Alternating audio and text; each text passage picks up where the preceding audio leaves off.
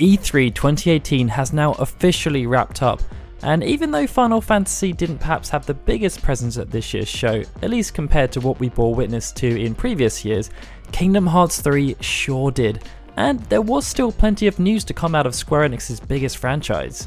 Sure, there was no massive announcement about what's next for the franchise in terms of the numbered series, and we didn't learn anything new about the elusive Final Fantasy VII Remake. They also, surprisingly, didn't even talk about the Final Fantasy XV universe, but they did talk about Final Fantasy XIV, Dissidia NT, Opera Omnia, BRAVEEXVIUS, and of course, the biggest upcoming game from Square Enix Japan, Kingdom Hearts 3.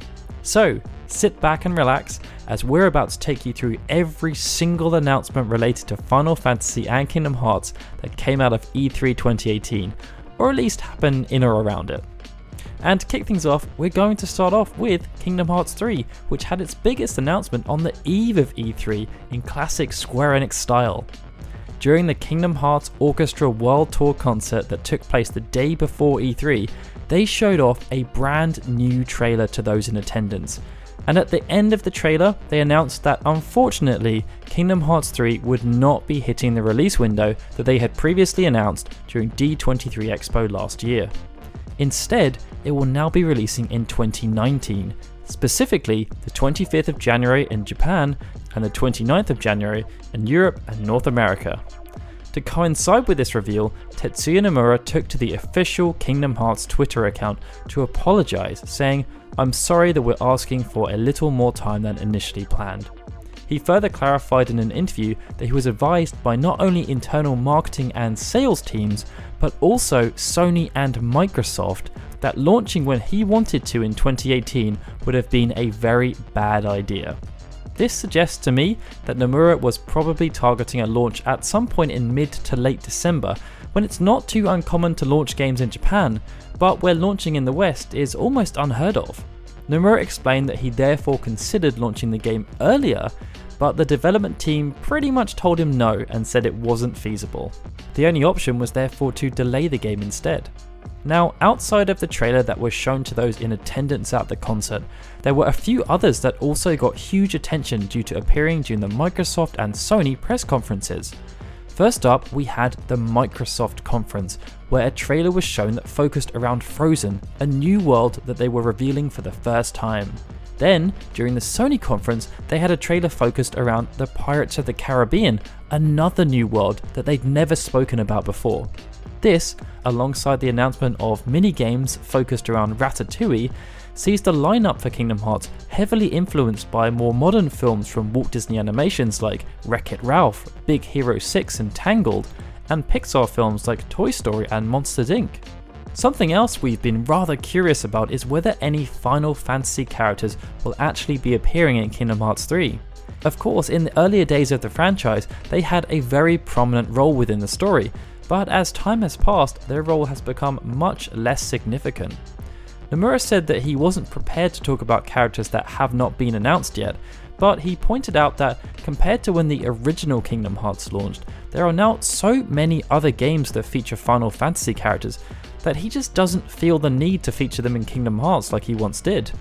He did stop short of saying that there wouldn't be any Final Fantasy characters in the game though, and he suggested that people should look forward to more information in the future.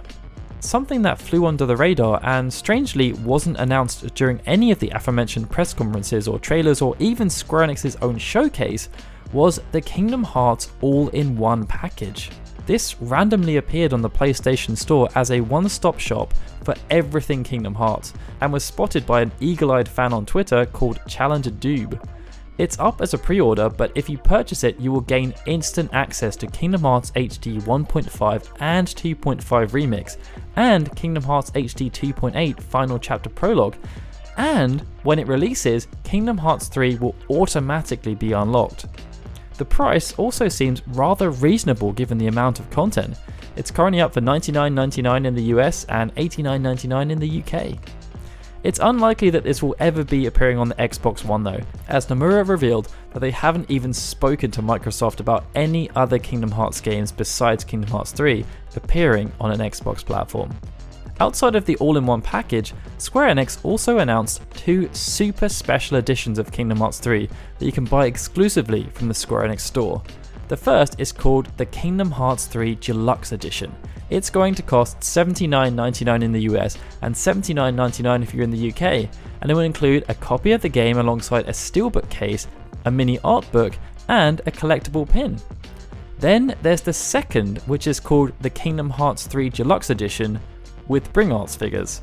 This will cost $229.99 in the US and £199.99 if you're in the UK, and it will include everything I just mentioned, plus Bring Arts figures for Sora, Goofy, and Donald from Kingdom Hearts 3's Toy Story World.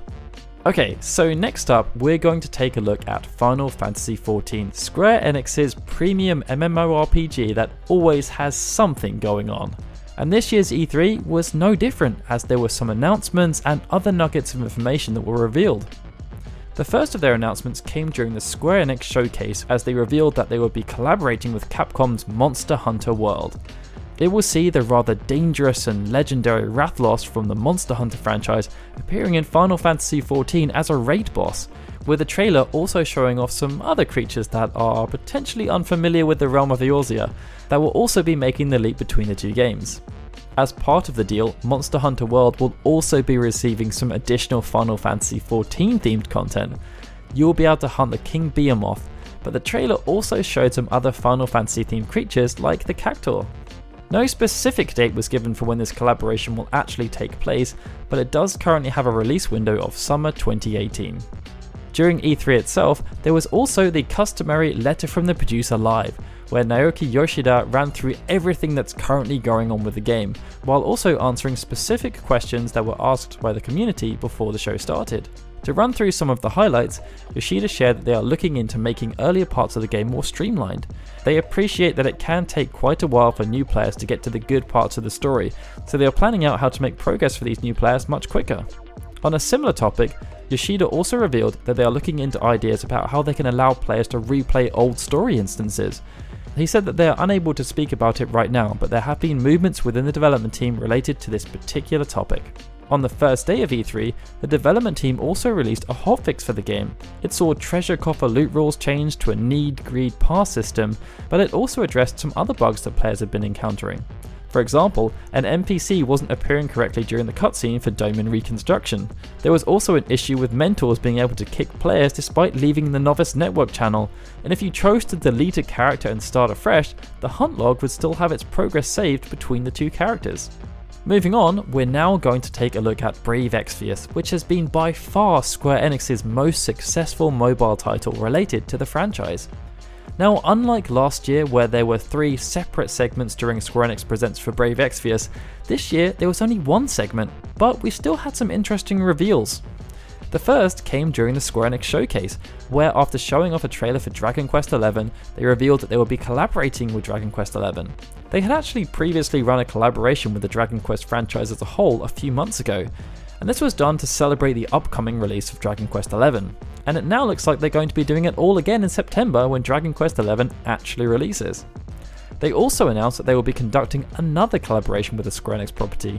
This time it's Just Cause 3, which was somewhat surprising as they just announced Just Cause 4 and Just Cause 3 came out quite a while ago. This collaboration will take place globally this month, and it will see Rico, Maria, Annika and Tio appear as units that you can obtain. So far though, the reaction has been rather mixed. People just seem confused about the collaboration, as there's no actual relationship between the two games other than the fact they're made by Square Enix. Next up we have Dissidia NT, which has been somewhat muted since it launched in January. We've had the release of 2 DLC characters and there have been some updates, but unfortunately the team at Square Enix seem more concerned with appealing to the Japanese audience than their Western one. I say that because despite E3 happening, they scheduled a Japanese exclusive livestream to take place right at the start of E3, which wasn't actively covered by Square Enix during the show, which was a bit confusing. Anyway, as part of their segment, they played a pre-recorded video during Square Enix Presents, where it was said Hazama would be answering questions related to general concerns the fan had about the game and the direction that they were going to take it in. And while the majority of the questions didn't actually address any of these things, there were two interesting nuggets thrown in there. Hazama revealed that they are looking into adding a ranking system for players where they would look into how much they've played, how much time they spent idle, and their general strength in battle. They're also thinking about having this working with game seasons. He also revealed that they will be releasing a stage for Final Fantasy XV in the near future. Now, in the Japanese exclusive livestream I mentioned, they actually announced quite a bit more, as you'd probably expect. They revealed a new Type 0 stage called Academia's Fountain Courtyard, and by the time I'm recording this, that will have already been released in Japanese arcades. They're planning to add this to the PlayStation version within the month. They also revealed that Lightning and Terra will be receiving character refreshes. In addition, they also revealed that both Ramza and Ace will be receiving story sequences that will take place after the final boss battle, and that a new gauntlet featuring Kain, Ramza, Ace and Locke is also going to be added. There will also be adjustments made to the game's lobby, the UI and matchmaking systems, as well as general balancing of characters and EX skills. And this will all go live on the 21st of June when Locke is added to the game. There were also some smaller pieces of news relating to Opera-Omnia that came out of a Q&A session with the game's producer, Jin Fujiwara. One of the main pieces of information was that he revealed that they plan on having the global and Japanese games in sync at some point in the future, and that's the reason they've been accelerating the content of the global version so much. They also said that they might be looking into doing community polls to decide which characters they add in the future. But that was pretty much it for Opera-Omnia. And with that out of the way, I think that's pretty much every single major piece of news for Final Fantasy and Kingdom Hearts that came out of this year's E3. I think it's safe to say that it was definitely a smaller showing for Square Enix Japan compared to last year, but there was still a decent amount of content nonetheless. Here's hoping that they have much more to show in upcoming events like Gamescom, the Tokyo Game Show, Paris Games Week and the PlayStation Experience. As always, if you enjoyed this update, then please be sure to hit that like button, subscribe to our channel and let us know what you thought about this year's E3 in the comments below.